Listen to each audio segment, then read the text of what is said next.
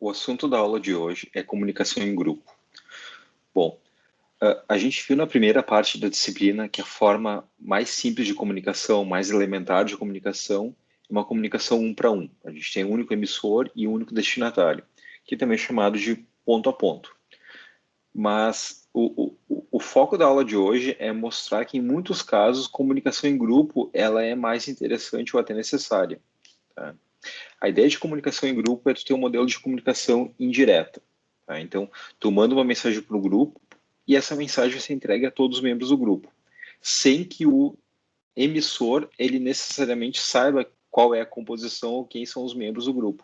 Por isso que a gente diz que é indireta. Ele manda para o grupo e essa mensagem então vai ser entregue indiretamente para todos os membros do grupo. E um outro ponto é que o membership desse grupo geralmente ele é transparente, ou seja, os processos eles podem entrar e sair sem nenhum tipo de notificação explícita aos emissores. E tu tem uma série de situações onde a comunicação em grupo ela pode ser mais apropriada. Por exemplo, um caso onde tu pode pensar em criar um serviço tolerante a falhas, onde tu tem vários servidores replicados e esses servidores replicados eles compõem um serviço tolerante e quando tu manda uma mensagem de um cliente, tu manda essa mensagem para o grupo de servidores, com a ideia de que mesmo que algum servidor do grupo falhe, tu vai ter outros servidores naquele grupo que podem tratar a mensagem. Um outro exemplo seria a localização de serviços. Tá? A gente viu, por exemplo, que eu posso ter serviços de localização, por exemplo, o Port Mapper, que a gente discutiu durante a aula de RPC. Então, o Port Mapper ele é um serviço Unix que mantém uma espécie de uma tabela dos serviços oferecidos naquela máquina. Eu poderia pensar numa organização onde eu tenho um conjunto de port mappers fazendo parte de um grupo e um cliente, quando ele quer acessar um determinado serviço, ele pode mandar uma requisição para aquele grupo. E o port mapper específico que estiver disponibilizando aquele serviço poderia responder. Então, seria um mecanismo de grupos para localização de serviços. Um outro exemplo de grupo seria, por exemplo, para propagação de notificações. Então, eu posso pensar num grupo onde eu tenho um emissor, ele quer enviar eventos ou notificações para uma série de outros processos, e bastaria, então, que esses outros processos participassem de um grupo, e uma única mensagem seria ser enviada para esse grupo, e todos os outros processos seriam notificados. Bom, essa a ideia geral, então, de comunicação em grupo. Tá? Uma outra forma de nomear esse tipo de comunicação é também multicast ou um para muitos. Tá? Então, uma mensagem enviada de um emissor para muitos destinatários ou também multicast. Tá? E a ideia é que se um processo é membro do grupo, ele pode receber mensagens destinadas àquele grupo. Tá? Eu queria ressaltar aqui que essa noção de comunicação em grupo, como a gente vai ver na aula de hoje, ela vai ser uma noção bastante abstrata, mas que ela pode ser aplicada em vários níveis de abstração. Tá? Eu posso pensar, por exemplo, no nível mais baixo, como comunicação em grupo sendo um mecanismo de IP multicast. Tá? No nível mais baixo, eu posso pensar num grupo como sendo composto por um conjunto de processos que abriram um socket em determinado endereço de multicast. E qualquer mensagem enviada para aquele endereço de multicast vai ser entregue aos membros daquele grupo, aos processos que abriram um socket para aquele grupo. Essa seria a noção mais baixo nível de um grupo, a menos abstrata. Eu poderia pensar num grupo também em nível de aplicação, por exemplo, um grupo no Facebook, por exemplo, ou uma lista de e-mail. Tá? Então, eu poderia enviar uma mensagem para um grupo, representando uma lista de e-mail, por exemplo, graduação@inf. No momento que eu envio uma mensagem para graduação@inf, essa mensagem vai ser entregue a todos os membros daquele grupo, sem que o emissor necessariamente ele saiba qual é a composição do grupo. Essa seria uma noção de um grupo, por exemplo, em nível de aplicação. Eu mencionei grupos no Facebook também, por exemplo, no momento que eu faço atualizações no Facebook, eu posso escolher propagar notificações para conjuntos de pessoas. Tá? Então, eu poderia organizar meus contatos no Facebook em grupos, e certos contatos seriam notificados e outros contatos não seriam notificados. Tá? Então, a mensagem que eu queria deixar clara nessa aula é que os grupos, eles podem existir em diferentes níveis de abstração. Tá? E o foco da aula de hoje vão ser algoritmos. Tá? A gente vai ver vários algoritmos e eu quero deixar bem claro que esses algoritmos, eles poderiam ser implementados em diferentes níveis de abstração também. Tá?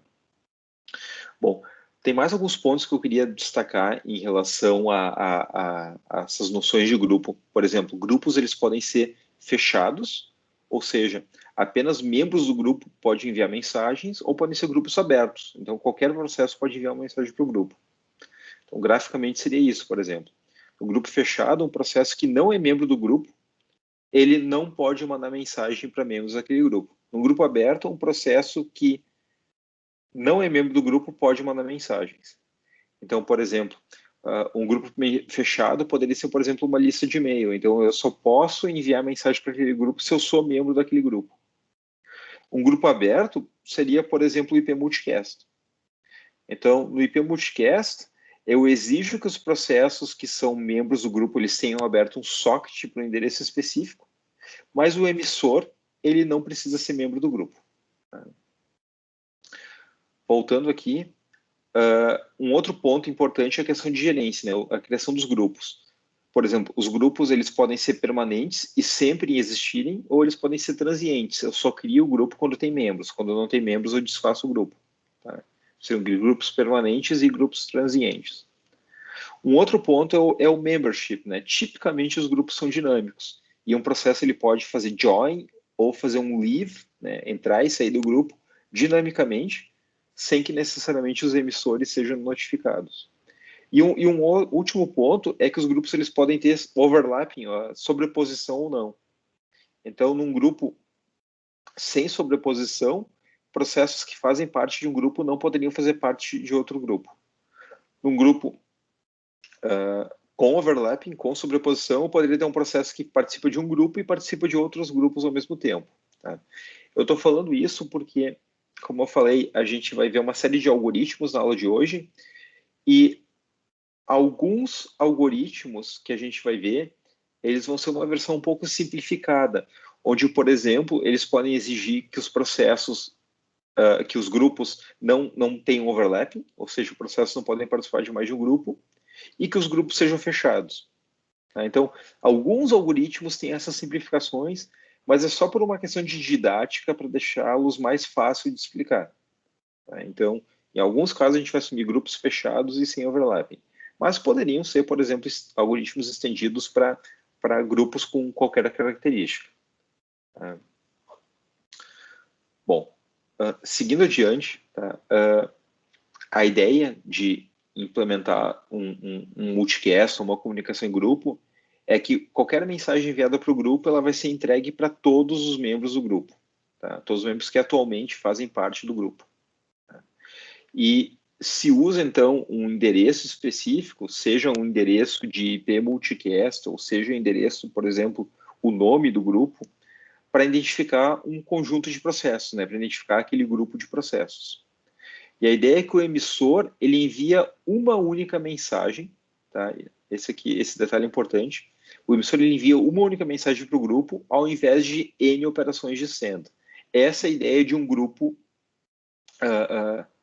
de um serviço de comunicação em grupo.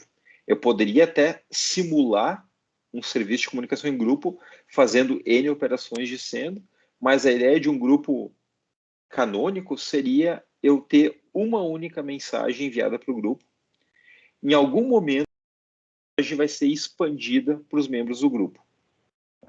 E, de novo, eu estou usando termos genéricos porque depende muito do nível de abstração do grupo. Então, essa mensagem poderia ser expandida no nível de rede por um roteador para enviar essa mensagem para múltiplos sockets associados a um grupo de IP multicast, ou essa mensagem poderia ser expandida, por exemplo, por um servidor de e-mail para entregar a mensagem para todos os membros daquela lista de e-mail.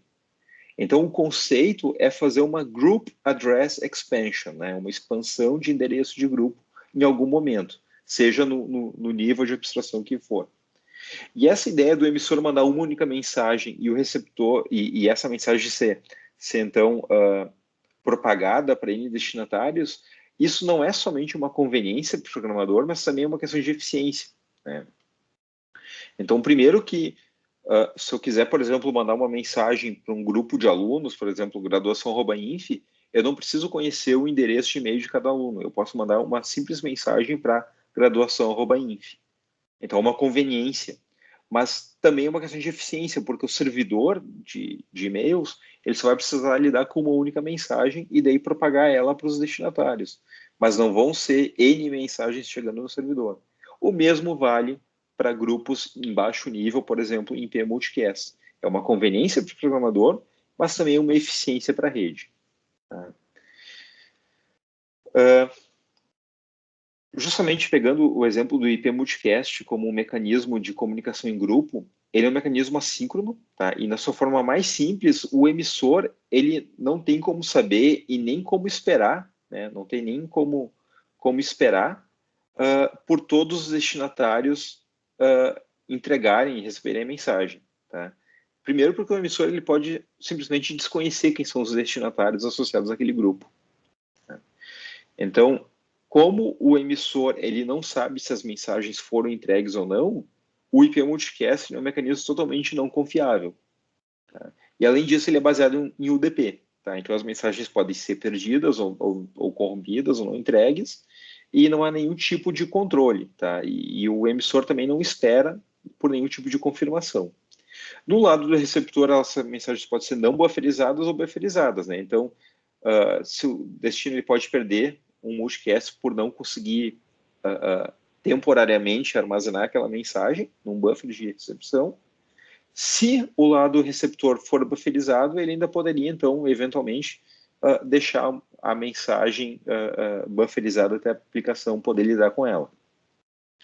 Mas, no caso geral, a gente diz que o IP Multicast ele é totalmente não confiável. E, na aula de hoje, a gente vai falar de algoritmos, e são algoritmos justamente para permitir uma comunicação confiável e para permitir um certo ordenamento das mensagens, algum tipo de ordenamento de mensagens. E eu quero ressaltar que esses algoritmos que a gente vai ver são algoritmos genéricos, são algoritmos conceituais. Eles poderiam ser implementados, por exemplo, em baixo nível, para eu ter aspectos de ordenamento e de confiabilidade no IP Multicast.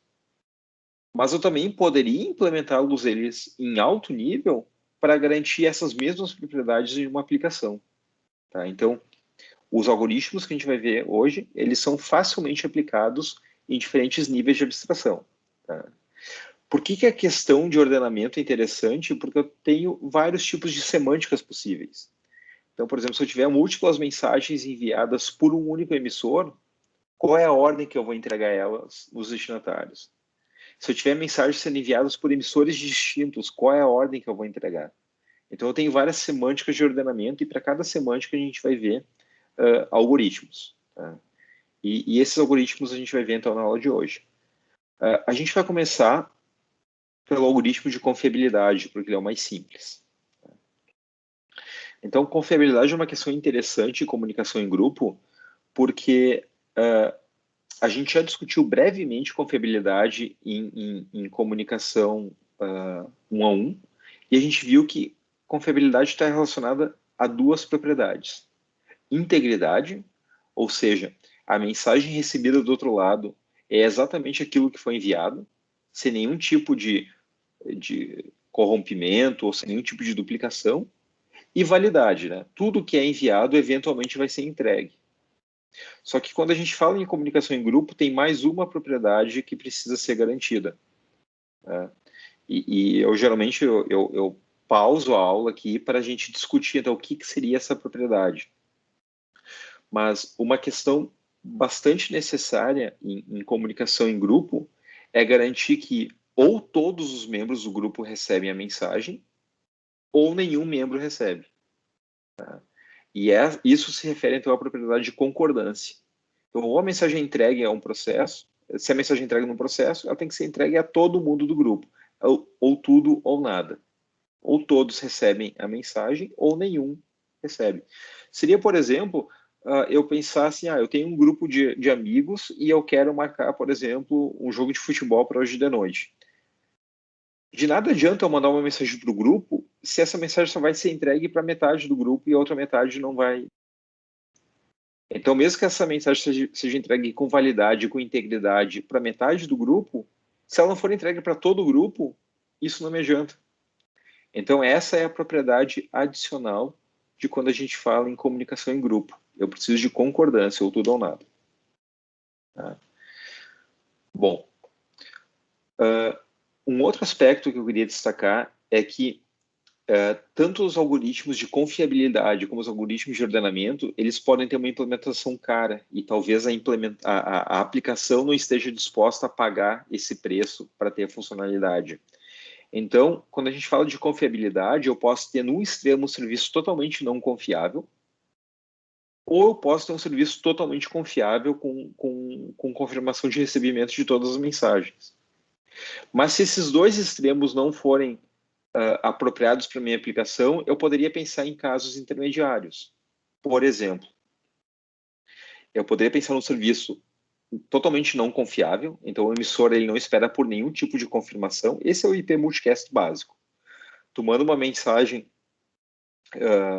via socket UDP para o endereço de multicast e essa mensagem ela pode chegar ou pode não chegar nos destinatários, né, nos membros do grupo, e o emissor não vai saber de nada. Tá? É totalmente não confiável. Num outro extremo, eu poderia pensar num serviço totalmente confiável. Né? O emissor espera pela confirmação de todos os membros do grupo e ele sabe que todo mundo entregou a mensagem. Só que se esses dois extremos não forem apropriados para minha aplicação, eu poderia pensar em casos intermediários, por exemplo, um serviço que a gente chama de confiável, seria o emissor receber a confirmação de pelo menos um destinatário. Então, eu posso imaginar situações onde isso seria apropriado. Por exemplo, eu tenho um grupo de servidores implementando um determinado serviço, por uma questão de falhas, por exemplo, e eu mando a mensagem para o grupo. Se um desses servidores me confirmar, eu sei que o processamento foi feito. Então, nesse caso, eu não precisaria esperar que todos confirmassem. Bastando que um confirme, eu sei. Ou talvez pensar onde eu quero que um threshold de um total de N membros do grupo me confirme. Então, o emissor espera pela resposta de M processos de um total de N processos. Se esse limiar for satisfeito, eu posso considerar que para os propósitos da minha aplicação isso já é confiável. Então, eu posso pensar nessas alternativas, tá? Então, é bom ter isso em mente. Mas vamos falar agora, vamos discutir como é que a gente consegue isso aqui, tá? Que seria, então, um modelo totalmente confiável e eu tenho confirmação de todos os membros. Bom, a gente vai falar, antes de ver o algoritmo em si, a gente vai falar conceitualmente de como isso poderia ser feito, tá?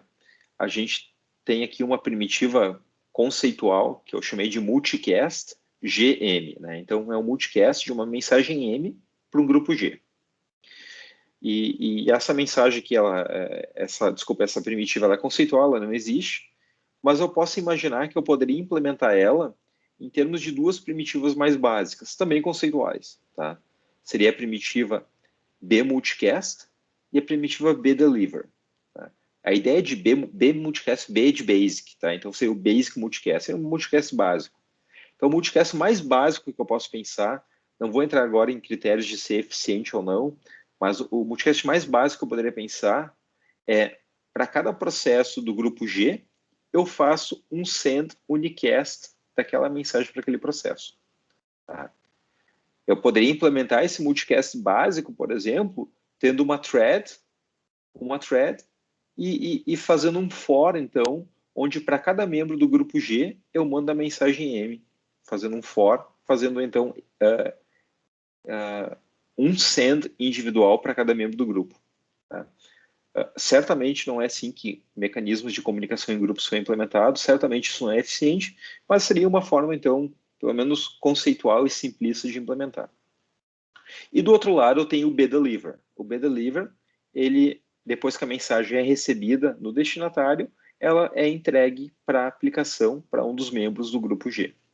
Tá? Eu queria destacar aqui a diferença entre o deliver e o receive. Tá? Essa diferenciação é bastante usada na literatura. A ideia do receive é eu receber uma mensagem no canal de comunicação, no socket. E a ideia do deliver é eu entregar essa mensagem para a aplicação. Só que entre o receiver e o deliver, eu posso ter coisas acontecendo.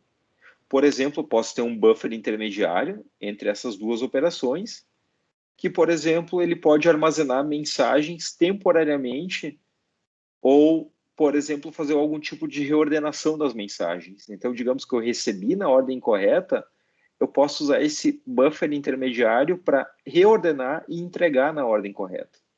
Então, a literatura fala muito dessa diferenciação entre receive e deliver. Receive é receber pelo canal do socket. Deliver é entregar para a aplicação. E o que tu faz no meio é algum tipo de operação intermediária. Bom, eu geralmente paro a aula aqui e eu faço uma pergunta. E a pergunta é a seguinte. Assumindo que o send e o receive são confiáveis. Digamos que eu estou implementando esse send e esse receive usando um socket unicast em TCP mesmo. Então, mesmo que vocês utilizaram no trabalho, por exemplo, com send e com receive, com write, com read, confiável TCP. Então, assumindo que esse send e esse receive são confiáveis, a pergunta é, esse multicast, esse bmulticast, ele é confiável?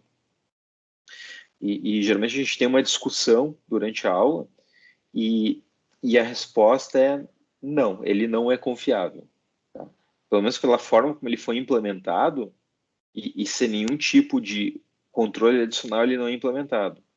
E o que pode acontecer com esse bmulticast, mesmo que esse send e esse receive ponto a ponto sejam confiáveis, o que pode acontecer com esse bmulticast é não satisfazer a propriedade de concordância, que é aquela que diz que se um processo correto entrega M, então todos os processos corretos precisam entregar M também. Isso não é suportado pelo bmulticast. Tá? Então, em particular, o que pode acontecer é, já que esse bmulticast ele foi implementado usando esse for, né, bastante simples, mas, enfim, eu não estou utilizando nenhum mecanismo muito sofisticado, o que pode acontecer, digamos que eu estou fazendo um for de 10 processos, eu posso ter feito 5 entregas confiáveis aqui, dos 5 primeiros processos. Então, os 5 primeiros processos, todos corretos, entregaram a mensagem. Só que se esse processo emissor ele falhar no meio, os outros 5 processos que deveriam também receber a mensagem não vão estar recebendo a mensagem. E eu vou ter, então, uma situação onde alguns processos receberam e entregaram a mensagem corretamente e outros processos, membros do grupo, não receberam e não entregaram a mensagem corretamente. Isso viola a propriedade de concordância. Então, o que a gente vai ver agora é um mecanismo para garantir que isso não aconteça. Tá? Eu quero um mecanismo que satisfaça essas 3 propriedades. Tá? E eu chamo de algoritmo, mas na verdade a gente só vai ver a intuição por trás. Tá? Não, a gente vai ver alguns algoritmos que são pseudocódigo na aula de hoje, mas esse, no caso, a gente vai ver só a intuição por trás. Mas eu quero destacar que ele assume 2 coisas, esse pseudo-algoritmo que a gente vai ver. Primeiro, que os grupos são fechados, então o processo só pode mandar uma mensagem para o grupo se ele for membro do grupo, e assume que os grupos são sem overlapping. Eu poderia estender esses algoritmos para casos gerais, mas esse que a gente vai ver em específico tem essas duas assumptions. Bom, o algoritmo para multicast confiável sobre IP multicast, por exemplo, eu poderia implementar ele sobre IP multicast, ele utiliza 2 tipos de mensagens bem interessantes. O primeiro deles é piggyback ACKs, ou seja, são ACKs enviados junto com mensagem de aplicação a ser transmitida. Então, isso, por exemplo, é muito parecido com o que o TCP faz. Então, o TCP ele envia ACKs para mensagens juntamente com uma mensagem de dado. Tá? Só que no caso do TCP, ele só envia, se um emissor ele enviou uma mensagem para um destinatário, quando o destinatário enviar uma mensagem de dados, ele envia junto alguns ACKs, tá? Isso ele pode fazer. Só que são ACKs que só se referem àquela comunicação entre o emissor e o destinatário. O que esses piggyback ACKs desse algoritmo permitem é que qualquer processo, junto com as suas mensagens, ele envie ACKs já enviados para outros processos. Então, é uma extensão onde um processo ele pode botar qualquer tipo de ACK numa comunicação com outro processo. Né? E a gente vai ver como esses piggyback ACKs funcionam em seguida. E um outro ponto interessante do algoritmo é que ele se baseia em negative ACKs. Então, um ACK ele serve para tu confirmar que tu recebeu uma mensagem. Aqui, nesse algoritmo, um negative ACK serve para indicar que tu não recebeu. Tu explicitamente indica que tu não recebeu uma mensagem. Bom, esses são dois artifícios que o algoritmo usa. Um outro ponto interessante do algoritmo é que cada processo mantém dois tipos de contadores. Então, um processo P, na verdade, qualquer processo P do grupo, ele vai manter um número de sequência que indica o número de sequência S da mensagem que o processo P enviou para o grupo G. E esse número de sequência ele incrementa sequencialmente, né? E a cada mensagem enviada por P, esse número vai ser incrementado em 1. Tá? E, além disso, cada processo P mantém um conjunto de números de sequência que se referem à última mensagem que esse processo viu, vindo de Q para o grupo G. Tá? Então, se no grupo, além de P, eu tenho X, Y e Z, o processo P ele vai manter o seu número de sequência, que se refere ao número de ordenamento das mensagens que P está enviando, mas ele também vai manter um número de sequência de X, de Y e de Z, que se referem à última mensagem que o P já viu vindo de algum daqueles processos. Tá? Bom, e o que acontece é que a cada mensagem enviada, e aqui eu estou chamando agora, não é mais um B multicast, é um R multicast de reliable, então confiável, né? A cada mensagem que o P faz, ele faz um reliable multicast, envia de uma mensagem M para um grupo G, e o que ele faz é, junto com a mensagem, ele manda o número de sequência e uma série de piggyback ACKs. Tá? Então, sempre que um processo P envia uma mensagem, M, ele manda junto o seu número de sequência, que é o número de sequência que ele mantém localmente, e uma série de ACKs. Tá? Nota que isso é diferente do que o TCP faz. Então, o TCP, quando eu digo que ele faz piggyback ACKs, ele coloca numa mensagem de troca de dados o ACK referente à última mensagem confirmada daquele receptor, daquele emissor que tinha enviado a mensagem para aquele receptor. Nesse caso, um processo ele bota ACKs arbitrários. Ele pode estar confirmando aqui que ele recebeu mensagens de vários processos do grupo. Então, ele pode mandar essas tuplas dizendo que para cada processo Q, ele já viu uma série de mensagens daquele processo. Isso se serve para propagar o conhecimento no grupo.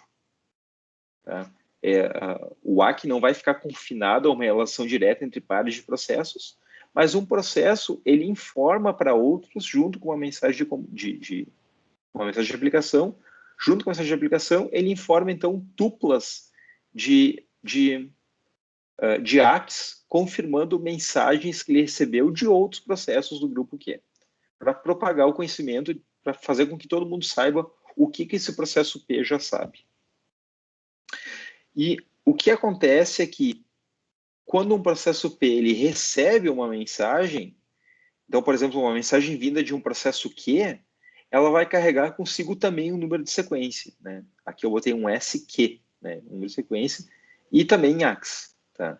E o que acontece é que quando um processo P ele recebe uma mensagem, ele tem que decidir se ele vai entregar ou não essa mensagem. Tá? E para isso, ele vai aplicar uma regrinha. Tá? E a regrinha está indicada aqui. E esse é basicamente o algoritmo. Tá? Além dos passos anteriores, aqui está a parte final do algoritmo. Quando um processo recebe uma mensagem de um outro processo Q, então digamos que esse processo P está recebendo uma mensagem de um processo Q, essa mensagem vem com o número de sequência S, que é esse número aqui. E o que o algoritmo exige é que eu aplique essas regras aqui. Então, se o número de sequência que vem na mensagem for igual à última mensagem que eu vi de Q mais 1, então o processo receptor ele faz a entrega, ele faz o R deliver, a entrega confiável. O que eu quero dizer com isso? Se eu estou recebendo, por exemplo, a mensagem 7, né? Estou recebendo a mensagem 7, e eu já vi até a sexta mensagem, então eu vi até a sexta e eu estou recebendo a 7, então 7 é igual a 6 mais 1, então eu estou recebendo a mensagem correta, na ordem correta, eu já entrego ela diretamente.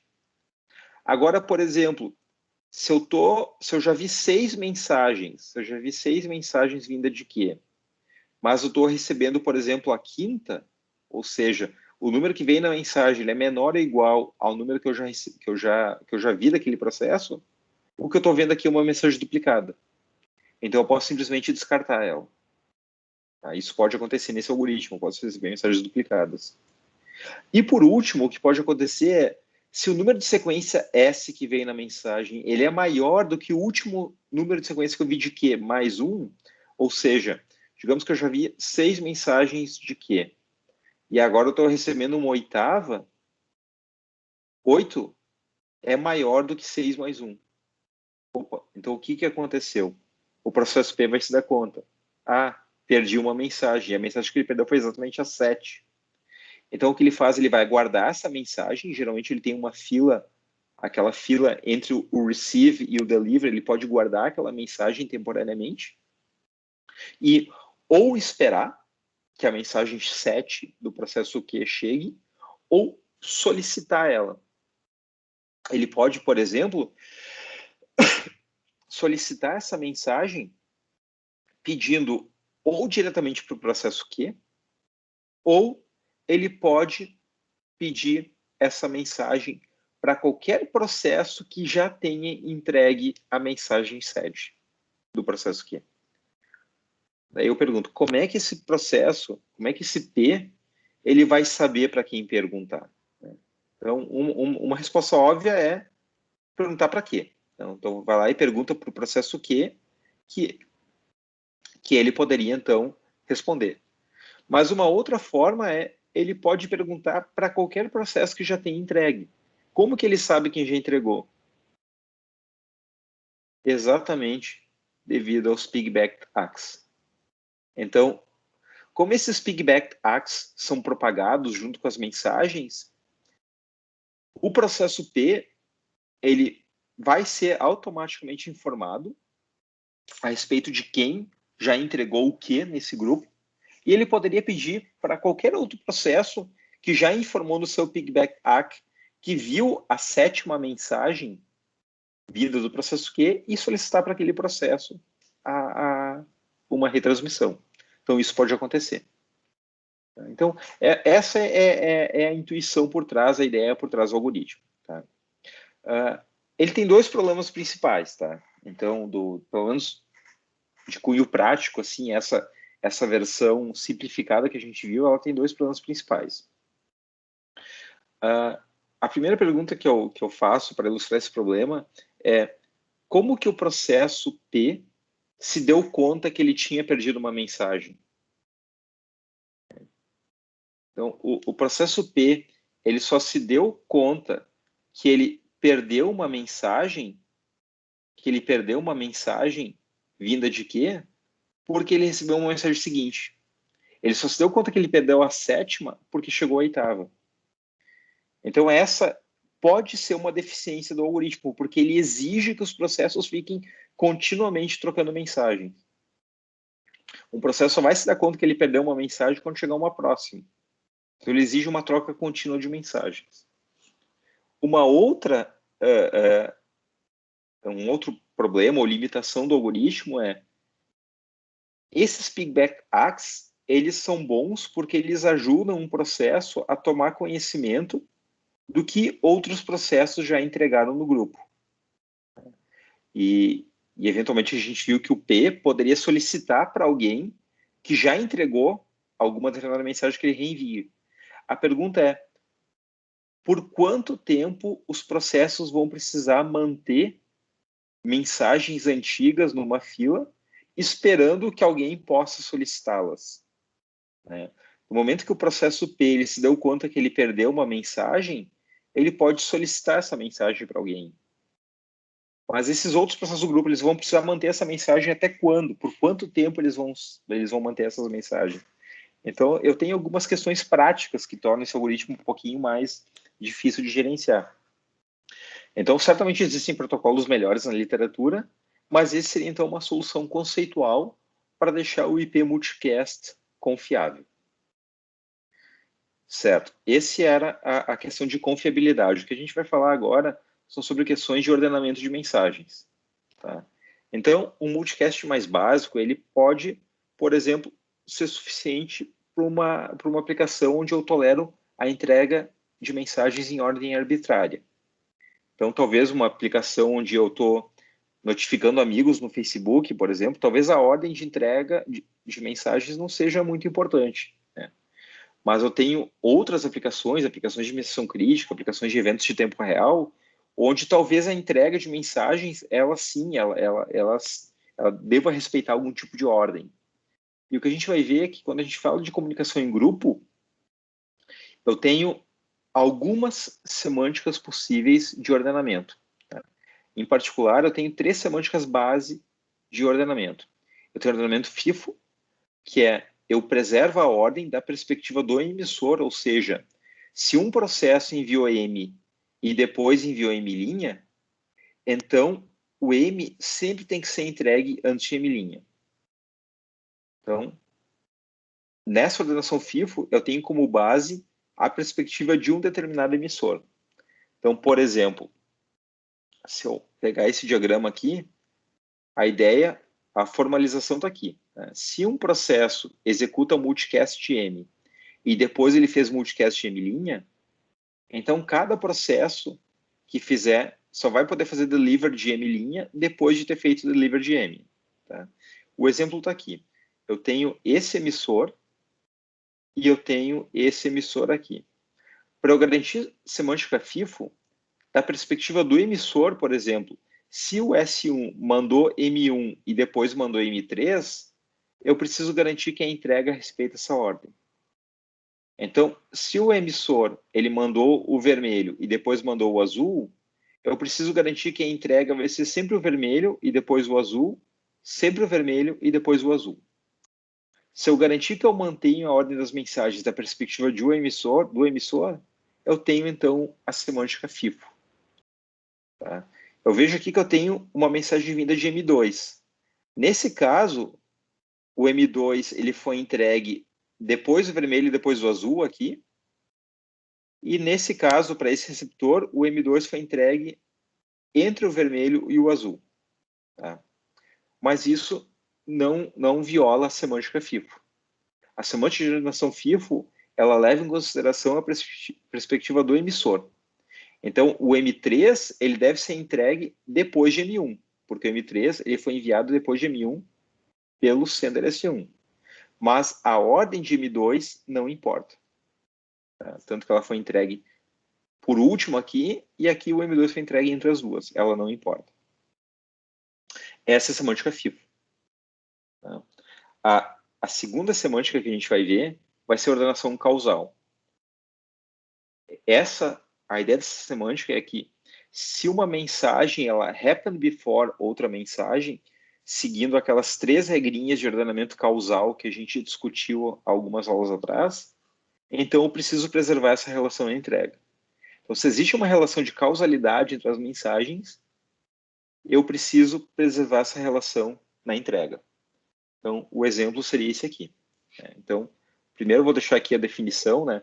Se o multicast de M happen before multicast de M', então o deliver de M', precisa ser depois do delivered M. Vou tomar como base esse emissor aqui e esse outro emissor, o S de sender, né, emissores. Então, eu tenho um multicast vermelho e aqui eu tenho um multicast azul. Tá? Então, o multicast vermelho, ele é o M1 e o multicast azul, ele é o M3. E a gente pode ver que existe uma relação causal entre o M1 e o M3. O que acontece é que eu sei que esse evento de send, ele happened before esse evento de receive. Se eu pegar as regras do happened before, essa seria a regra 2. Eu sei que esse evento de receive, ele happened before esse evento de send, de M3. E isso aqui seria a regra 1. E, portanto, eu posso afirmar que o envio de M1, ele happened before o envio de M3, né? Por transitividade, que seria a regra 3. Então, eu posso afirmar que existe uma relação de causalidade entre o multicast vermelho e o azul. Então, se o vermelho, ele happened before o azul, a entrega do vermelho tem que ser antes do azul. O vermelho antes do azul, e aqui o vermelho antes do azul.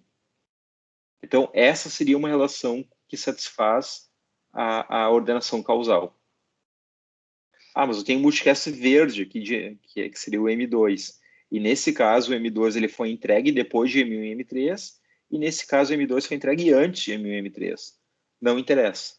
Porque, como eu não consigo estabelecer uma relação de causalidade entre o M1 e o M2, eles são ditos eventos concorrentes. E se são concorrentes, a ordem dele não interessa. Lembrando que a semântica de ordenação causal, ela te dá um ordenamento parcial. Então, essa ordem de M2 não interessa. Então, por causa da recepção de M1, esse processo, o R1, enviou a mensagem M3. Tá? Então, a ordem de M1 e M3 deve ser mantida. Então, se o M1 ele causou o M3, eu preciso garantir que a entrega de M1 aconteça antes da entrega de M3. Mas a ordem de M2 não interessa. Tá? E essa é a relação causal. E por último, eu posso pensar numa semântica de ordenação total, também chamada de consistente, que é a seguinte: se um processo um processo ele entrega a mensagem M e depois entrega a mensagem M', todos precisam manter essa ordem. Tá? Então, se a mensagem M foi entregue antes de M', num processo, eu preciso manter essa ordem em todos os processos. Tá? E o exemplo está aqui. Tá? Então, só deixar a formalização aqui. Se um processo P fez delivery de M e depois fez delivery de M', então todo mundo vai primeiro ter que entregar M' e depois M. Tá? E o exemplo está aqui. Se um processo R1 entregou M2 e depois entregou M1, todos os processos precisam entregar M2 depois de M1. Então, esse exemplo aqui satisfaz a ordenação total. Daí, alguém pode perguntar, mas o M1 ele foi enviado em T1 e o M2 ele foi enviado em T2 e o T2 é depois de T1. Então, o M2 foi enviado depois. Não interessa. Não interessa. O que a ordenação total diz é, independente da ordem de envio, se um processo entregou M2 e depois entregou M1, então todos precisam entregar M2 e depois M1. Então, vou fazer com que todos entreguem na mesma ordem. Por isso a gente diz que o nome é total ou consistente. E essas são as semânticas básicas de ordenação que a gente vai ver na aula de hoje. E, obviamente, eu posso ter combinações. Por exemplo, eu poderia pensar em ter uma ordenação FIFO total, que mantém tanto da perspectiva do emissor como da perspectiva dos receptores. E eu poderia, então, combinar, por exemplo, poderia ter uma total confiável, né? Combinar o algoritmo de confiabilidade que a gente viu antes com uma semântica de ordenamento total. Então, eu poderia pensar nessas combinações. E, obviamente, assim, esses algoritmos, eles têm algum custo de processamento. Se eu fizesse uma solução híbrida, por exemplo, uma solução FIFO e total, teria um custo ainda maior de processamento. E algumas aplicações, elas podem decidir ou não implementar esses algoritmos. Por isso que eu posso ter aplicações onde eu não preciso de ordenamento e, portanto, as mensagens vão ser entregues em qualquer ordem. Mas, em outros casos, eu preciso definir alguma semântica de ordenamento. Certo. O que a gente vai fazer agora é ver brevemente, algoritmos ou pseudo-algoritmos, ou pelo menos a estratégia por trás de cada uma dessas semânticas. Começando pela ordenação FIFO. E o aspecto interessante é que essa estratégia para ordenação FIFO, vocês já viram, e ela é uma versão simplificada da solução para ordenamento, de uma solução para multicast confiável, que a gente discutiu alguns slides atrás.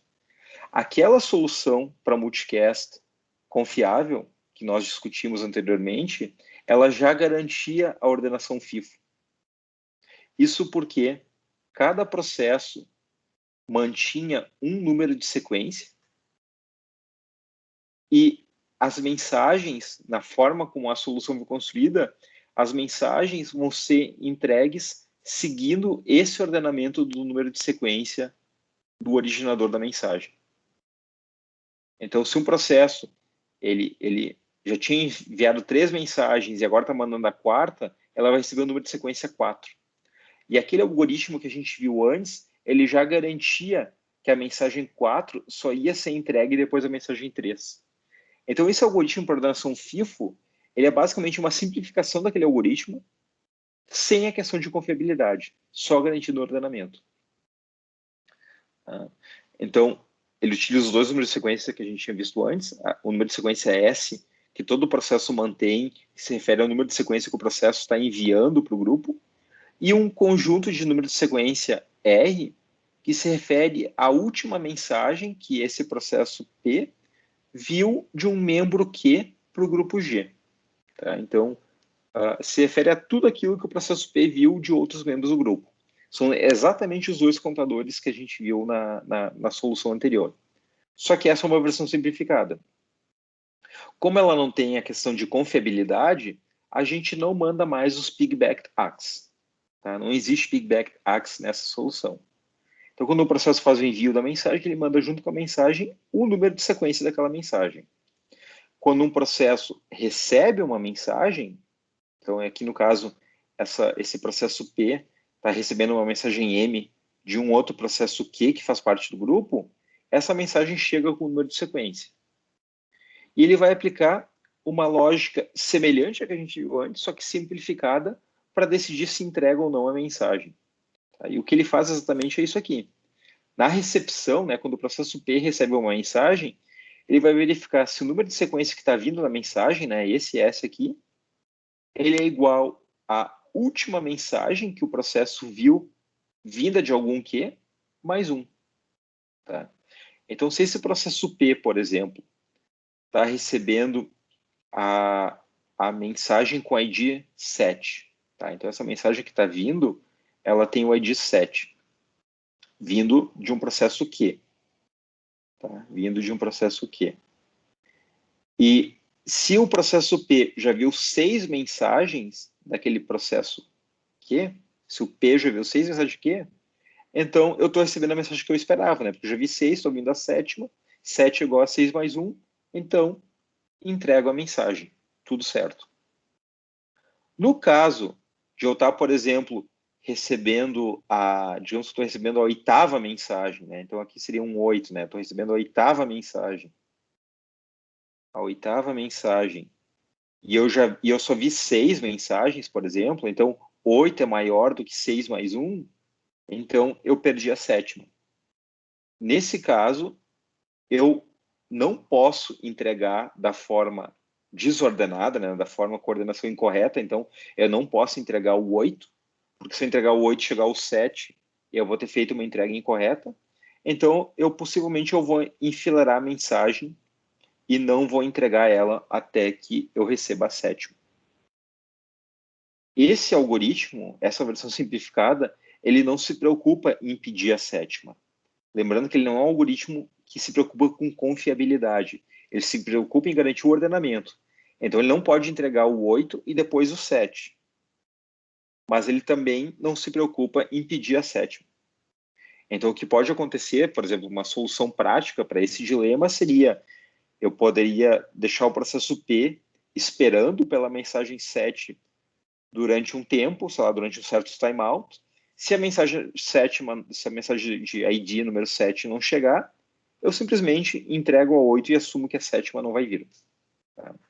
Entrego a 8, depois entrego a 9, a 10 e sigo a vida e assumo que a sétima não vai ter. Tá?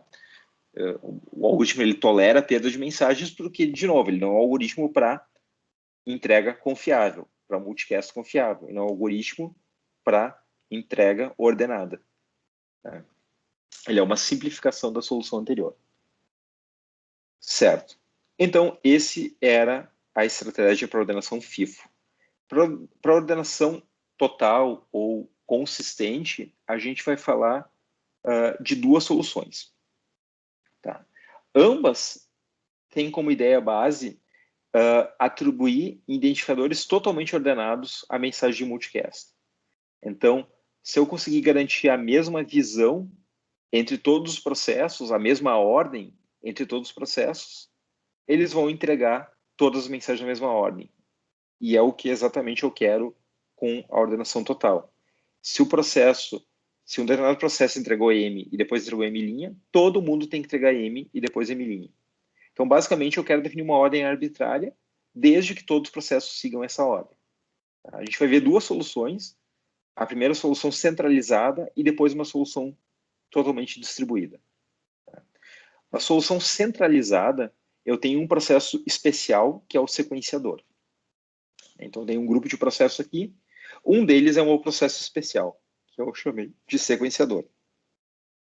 E a ideia é que o processo sequenciador, ele mantém unicamente, de forma autoritária, ele mantém o número de sequência para o grupo. Então, lembrando que na solução anterior, né, naquela de ordenamentos FIFO, cada processo tinha o seu número de sequência para ordenar as suas mensagens. Aqui não. Aqui, o único processo que mantém o número de sequência é o sequenciador. Ele tem um número de sequência para todo o grupo. Ele vai incrementando esse número sequencialmente. E a ideia é que, sempre que um processo faz um multicast, agora então um processo arbitrário, por exemplo, esse aqui, vai fazer um multicast. Ele faz um multicast e ele atribui um ID a cada mensagem de multicast enviada. A ideia é que nessa solução, os processos que receberem essa mensagem de multicast com ID, eles não vão entregar a mensagem, eles vão recebê-la, mas vão guardá-la provisoriamente. Tá? O único processo que vai, nesse momento, processar a mensagem M com ID vai ser o sequenciador. E o sequenciador vai justamente atribuir um número de sequência para essa mensagem e enviar um segundo multicast em resposta para todo mundo, dizendo que a mensagem com aquele ID visto anteriormente tem um determinado número de sequência.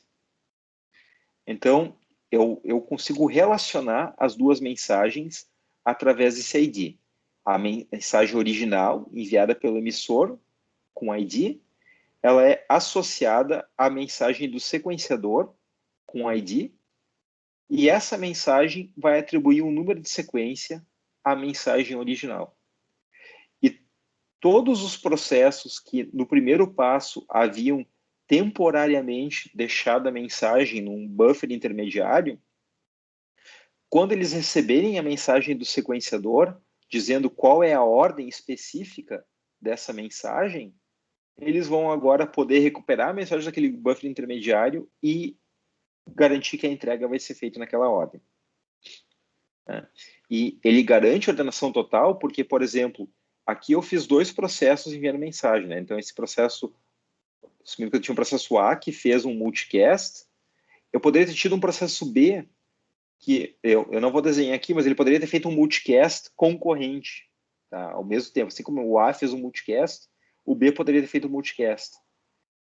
O que interessa é o seguinte, o B, ele vai julgar, vai decidir a ordem que ele quer.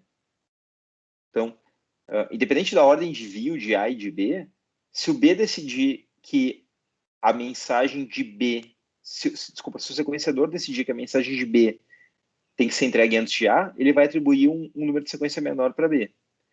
Só que se o sequenciador decidir que a mensagem de A tem que ser entregue antes, ele vai definir um número de sequência menor para A. Então, independente da ordem de envio, isso não interessa. O que interessa é que o sequenciador vai atribuir um número de sequência para as mensagens, e daí sim, após essa segunda mensagem, os processos vão recuperar aquela mensagem original que estava no buffer intermediário, e daí sim vão entregar na ordem definida pelo sequenciador. Bom, bastante interessante, mas esse algoritmo centralizado, ele é extremamente simples, né? Mas ele tem algumas deficiências. Em particular, ele é um ponto único de falhas. Então, nesse meu grupo de 4 processos, eu tinha um processo especial que era o sequenciador. E o que acontece se ele falhar, por exemplo? Então, aqui eu queria fazer uma relação com o tópico da aula passada, que é a eleição de líder.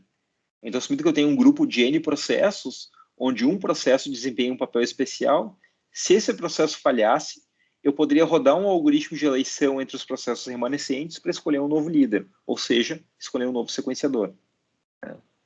Eu tenho também um problema de escalabilidade, né? Porque esse sequenciador ele pode ser um gargalo, né? Se a taxa de envio de mensagens for muito alta, ele pode acabar serializando tudo e se tornando um gargalo. Então, tem algumas deficiências. A alternativa a esse algoritmo centralizado é o algoritmo de ordenação total distribuído. Tá? Antes de falar do distribuído, eu queria só brevemente passar pelo código. Tá? Esse aqui ainda é o centralizado, eu queria só brevemente passar pelo código para mostrar como é simples essa implementação. Tá? Eu tenho aqui o Total Order Multicast, né? O TO Multicast é o Total Order Multicast. Ele nada mais é do que um Basic Multicast, onde tu também envia para o sequenciador uma mensagem com um determinado ID. Todos os processos que não são sequenciador, né? Porque o código do sequenciador está aqui embaixo. Todos os processos que não são sequenciador, eles vão fazer um Basic Deliver. Nota que esse Basic Deliver, ele é um deliver provisório. Ele ainda não é o Total Order Deliver, que é o que eu quero conseguir com o algoritmo. E esse Basic Deliver dessa mensagem inicial é basicamente botar a mensagem com o ID numa fila intermediária. E essa mensagem ela vai ficar nesse buffer, nessa fila intermediária por um tempo. Todos os processos fazem isso, exceto o sequenciador. A reação do sequenciador a essa primeira mensagem, de uma mensagem M com número de sequência, é quando ele recebe essa mensagem, ele faz, em resposta a ela, um segundo multicast de ordem, atribuindo um determinado número de sequência à mensagem in. E agora sim, o que os processos fazem quando eles recebem esse multicast de ordem eles receberam um multicast de ordem referente à mensagem com ID e que vai receber esse número de sequência recuperar essa mensagem da fila de essa holdback queue, né, que é o meu buffer intermediário, recuperar a mensagem na ordem definida por SS, e daí sim fazer um Total Order Deliver. Tá? Então, basicamente, é isso aqui que a aplicação está esperando. Tá? Isso aqui ele foi implementado usando um multicast mais básico com algum controle adicional. Tá? Então, eu consigo fazer então uma entrega em ordem total, né, total order, utilizando esse artifício, essa fila intermediária. E esse é o algoritmo centralizado. Agora sim, a gente vai ver uma solução alternativa, que é o algoritmo distribuído. Tá? Então, no algoritmo centralizado, a ideia era ter um processo que unilateralmente decidia a ordem. Aqui, os processos vão coletivamente concordar numa ordem. Tá?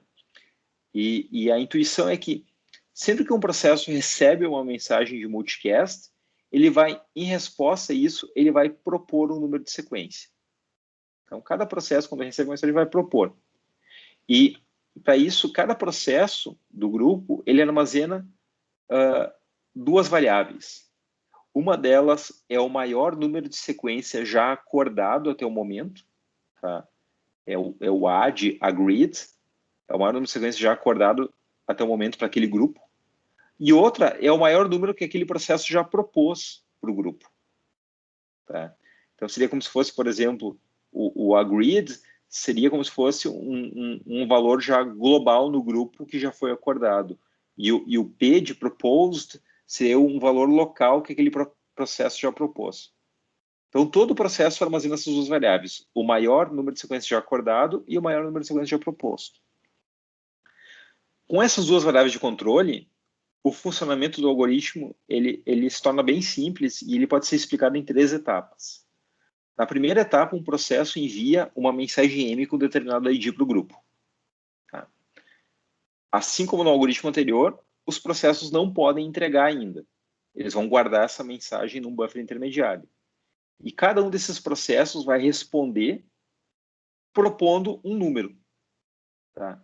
Um número como sendo o máximo entre a sua variável local A, de agreed, e a sua variável local P, de proposed, mais um. Tá? Cada processo propõe um número por o emissor original. E o emissor original, ele vai escolher o maior desses números e vai enviar uma última mensagem, uma nova mensagem, dizendo, para aquela mensagem com determinado ID, esse aqui foi o número acordado. Tá? Então, graficamente, eu posso ilustrar esses 3 passos, assumindo que esse processo central é o processo que está originando uma mensagem multicast. O primeiro passo é enviar a mensagem M com determinado ID. Essa mensagem vai ser recebida pelos processos, mas ela não vai ser entregue, ela vai ser armazenada temporariamente. Cada processo vai propor um número baseado nas suas 2 variáveis locais, né, o maior número já acordado para o grupo e o maior número já proposto para aquele processo. Então, na etapa 2, cada processo propõe o max entre o A e o P, mais um. E esse processo originador, agora ele vai pegar o maior desses números para enviar uma terceira e última mensagem desse protocolo, que é a mensagem que vai associar o número de sequência acordado para aquela mensagem cujo ID tinha sido enviado na primeira fase. Essa é a ideia base. E, de novo, o efeito prático é o mesmo do algoritmo centralizado. Se todos os processos respeitarem essa ordem aqui definida na mensagem, todos eles vão respeitar essa ordem, agreed, então todos os processos vão entregar as mensagens na mesma ordem.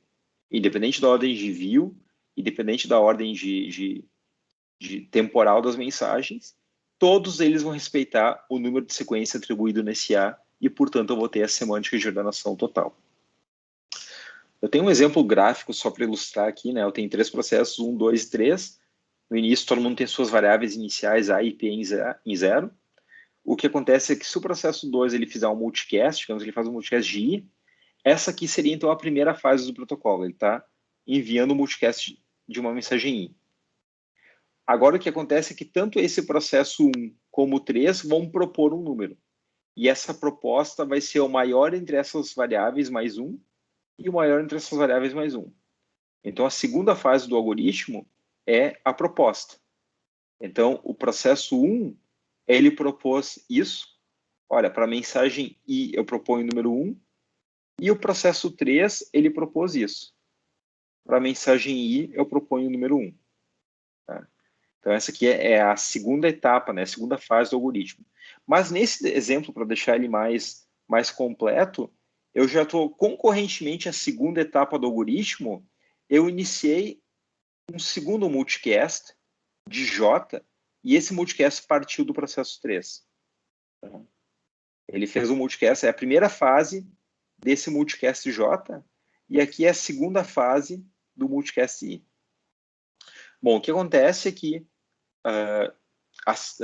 quando os processos 1 e 2 receberem esse multicast J, eles vão precisar propor algum número. Tá?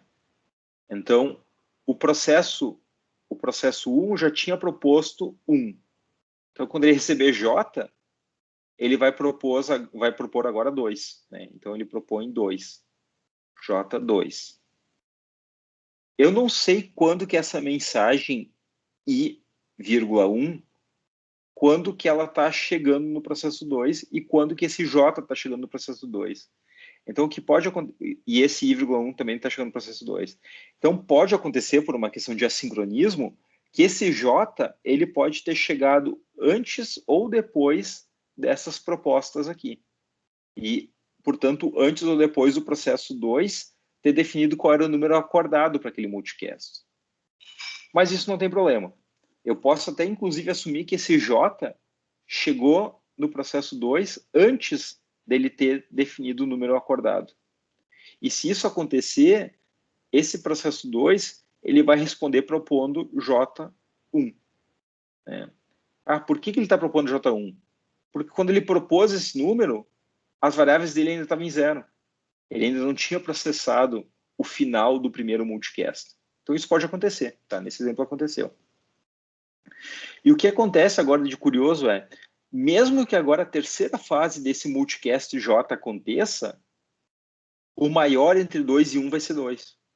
Então, necessariamente, se esse J chegar antes do multicast I nos processos, eles vão precisar guardar essa mensagem temporariamente para não entregá-la fora de ordem. E, eventualmente, quando o processo 2 ele processar essas propostas, ele vai ver que, dadas as propostas, aquele multicast I que começou nessa iteração aqui, ele precisa assumir o número de sequência 1. Então, ele vai enviar o multicast I com o número de sequência 1. Essa aqui é a terceira fase do primeiro multicast. Tá? E o J, ele vai ser o segundo da fila de entrega. Tá? Mesmo que ele tenha completado a terceira fase dele antes, ele é o segundo da fila de entrega. E o primeiro a ser entregue vai ser o 1. E, de novo, todos os processos vão entregar numa ordem comum entre eles. Por isso, coordenamento total. Bom, e agora a gente vai para a última semântica, que é a ordenação causal.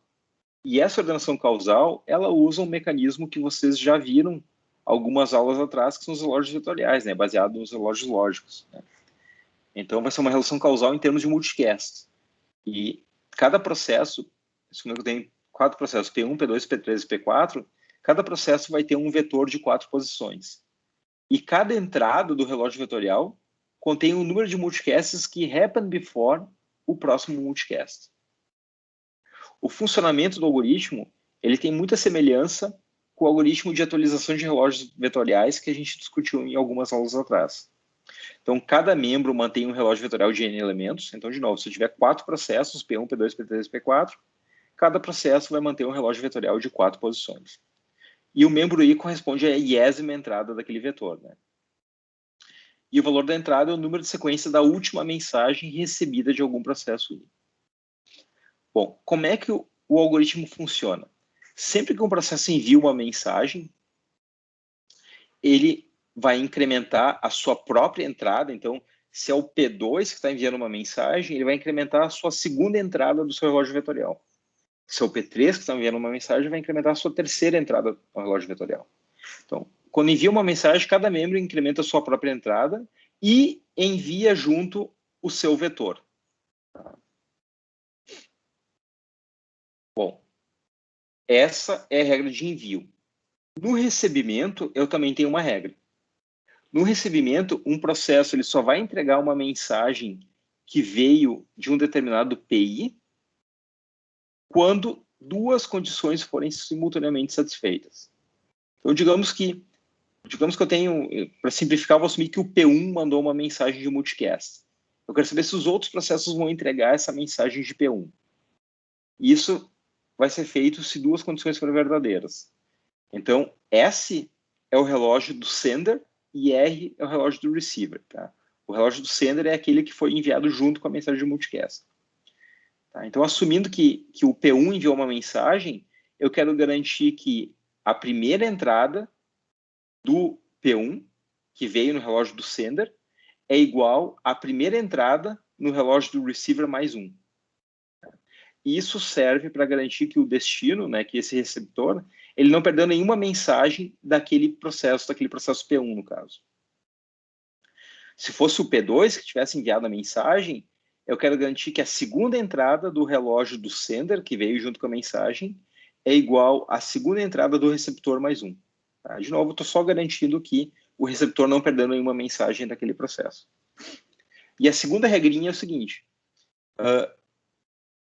todas as entradas no relógio do sender, elas precisam ser menor ou igual a todas as entradas no relógio do emissor. Tá? E isso serve para garantir que o destino ele já entregou todas as mensagens que o remetente, que o emissor, tenha entregue quando ele fez o multicast. Tá? Eu vou ilustrar essas duas regrinhas com um exemplo prático para esclarecer. Eu tenho 4 processos, P1, P2, P3 e P4. Então, por exemplo, cada processo é um relógio vetorial de 4 posições e, por exemplo, o P1 indica que ele já fez 3 multicasts e que ele viu 2 multicasts de P2, 5 de P3 e já viu um multicast de P4. Tá?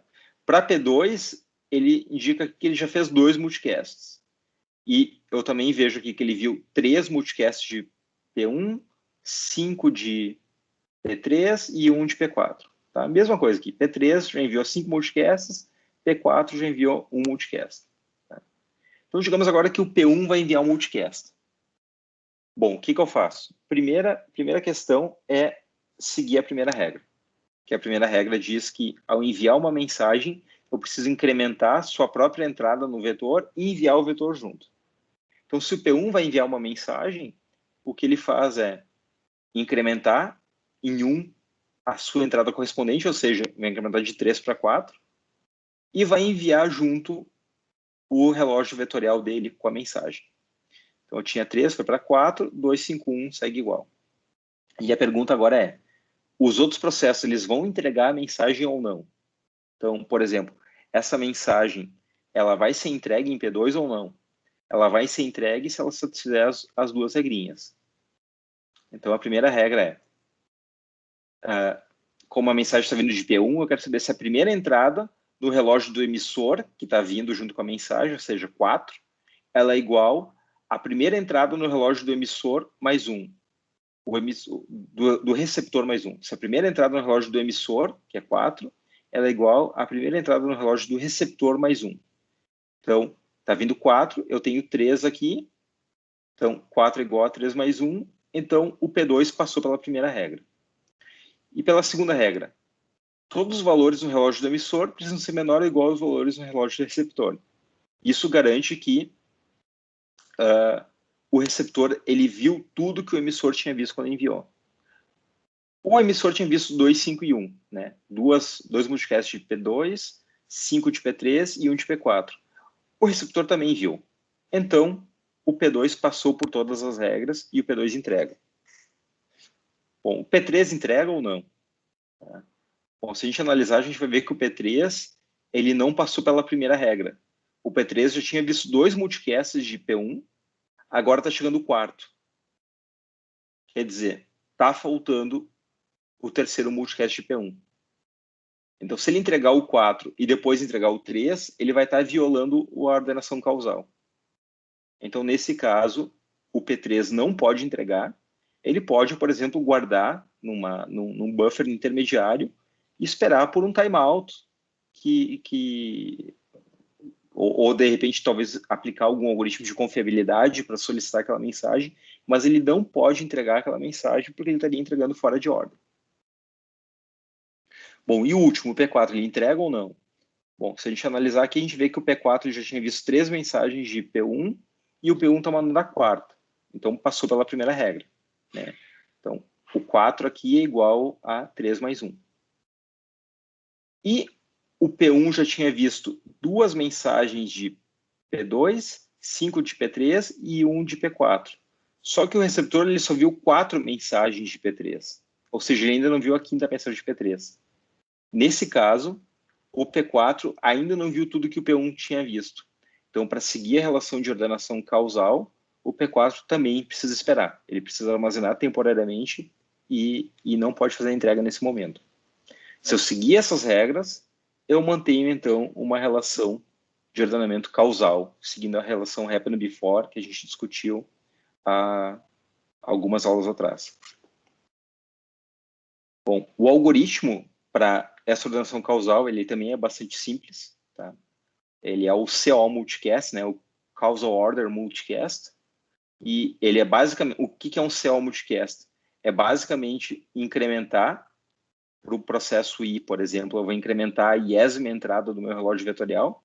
Então, no meu relógio vetorial do processo I, eu vou incrementar a iésima entrada, que é a entrada local, em uma unidade, e vou enviar, junto com a mensagem, o relógio vetorial do emissor, usando um multicast básico simples, tá? Então, a semântica de causal order, ela adiciona algo no multicast básico, que é ter a habilidade de mandar junto esse vetor. E numa entrega, o que o processo faz quando ele recebe, junto com uma mensagem, ele recebe um relógio vetorial de um determinado processo J. Bom, primeiramente ele vai botar essa mensagem numa fila temporária e só vai entregar se tu satisfizer as duas regrinhas. Tá? VJ é o relógio do sender, né, do emissor, então eu quero que a jésima entrada do relógio do emissor seja igual a jésima entrada do destinatário mais um, né, garantir que o destinatário viu tudo, exceto a última mensagem daquele emissor. E eu também garantir que todos os valores no relógio do emissor sejam menor ou igual a todos os valores do relógio do destinatário. Quando eu fizer esse wait e esperar por essas duas regrinhas serem satisfeitas, daí sim eu posso fazer o causal order deliver, que seria uma entrega, como eu fiz aqui, só que com uma semântica adicional, que é essa etapa aqui.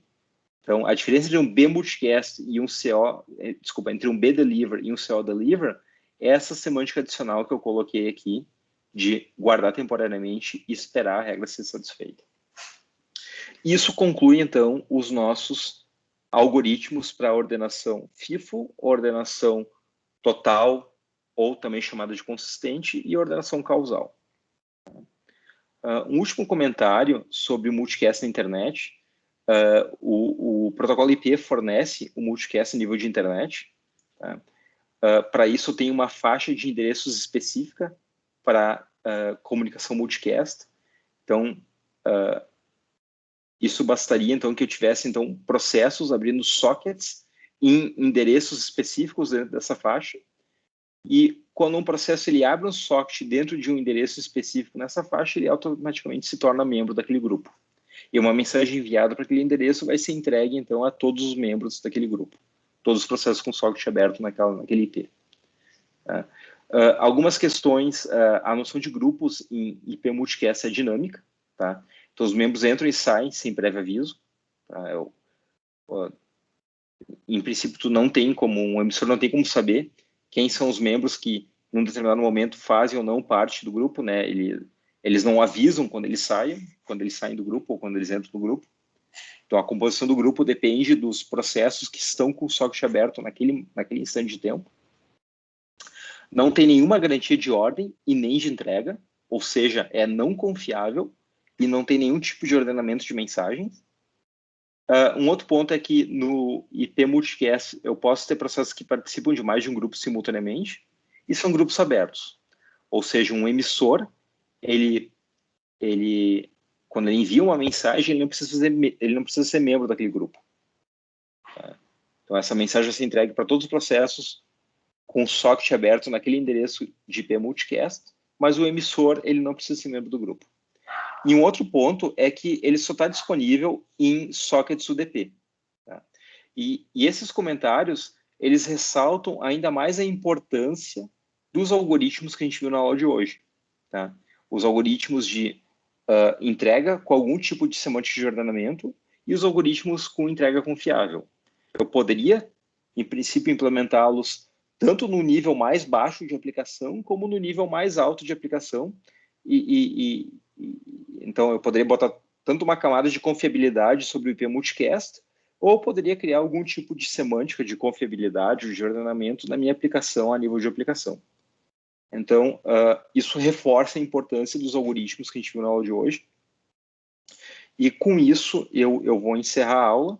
Esse aqui é o material para estudo e eu termino por aqui.